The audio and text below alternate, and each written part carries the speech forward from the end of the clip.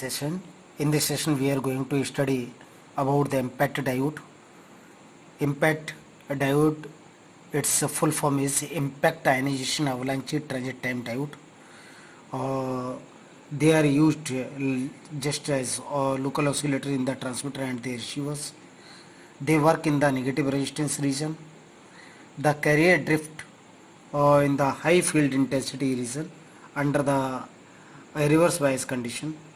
Efficiency of these diodes is 3% for the continuous power and 60% for the pulsed power. Frequency of operation is 500 megahertz to 100 gigahertz, and the power output is approximately 1 watt for continuous power and 400 watt for the pulsed power. The diodes are made up of silicon or the germanium or the gallium arsenide or the indium phosphate. So they are having just profile like we have drawn in the diagrams. So we have taken a diode. Here we are having the N positive contact, and here we are having N positive contact. This is the P region and this is the drift region, and this is made up of all silicon we have considered here.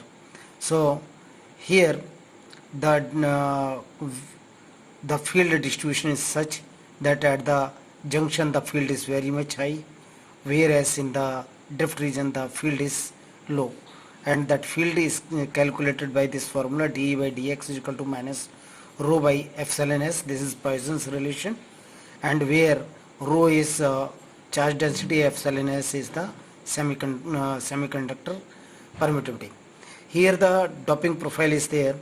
That doping concentration has been put for the N positive region, that is 10 to the power 20 electrons per centimeter cube, whereas in the P region the doping concentration is of 10 to the power 16 per centimeter cube, and whereas the drift region has been doped with the 10 to the power 13 per centimeter cube. This N positive region and this N positive region are of the same doping strength. Now we'll see the conduction of this diode. When we apply the reverse bias DC voltage, the diode is set onto the oscillations, natural frequency oscillations.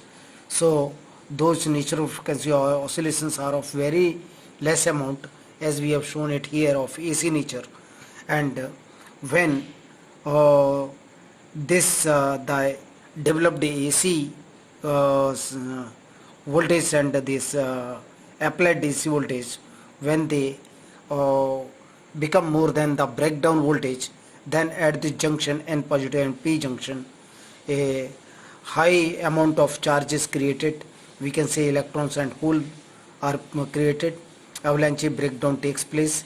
So huge amount of carriers are generated, and those huge amount of carriers, the electrons, they drift in this N positive region with constant velocity and they out, and here the electrons, the holes, they drift through this P region, and in the P region the holes are traveling through the constant velocity, whereas through the drift region they are having some different velocity.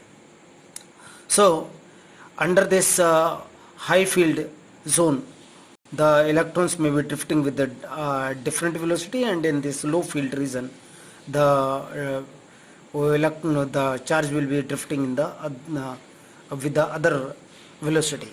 So we see that when here the supply is above the breakdown voltage, huge amount of carriers are generated. Positive carriers are drifting through the drift space, they are collected at the end here, and negative current flows. So here we see this diagram when it has started and the avalanche breakdown takes place at the junction, then a whole current starts developing here exponentially.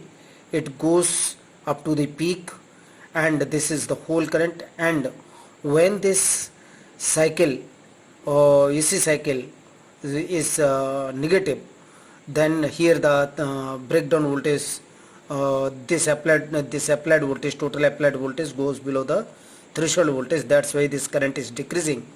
And when the peak current has developed here of the hole, at the same time the external current of the electrons that flow in the external circuits, and that external current can be calculated with the help of IE is equal to Q by tau, and that is equal to VD Q by L, where Q is the charge available in this circuit. So here if we see the relation that the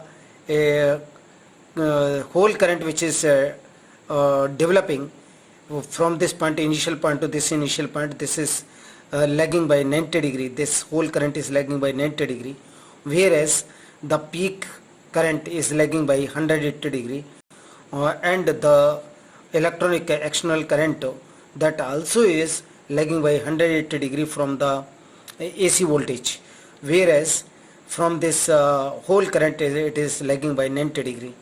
So this is the operation of the diode, and repeatedly this cycle carries on, and this high pulses we receive and a constant external current we receive. So likewise the operation is completed. Here we are seeing that that diode how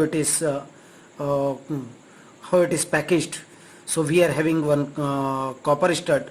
Over that copper stud one chip is there, and that over that chip one diode, this impact diode is placed, and this impact diode is connected with the gold ribbon, and this whole system has been covered by the cover cap.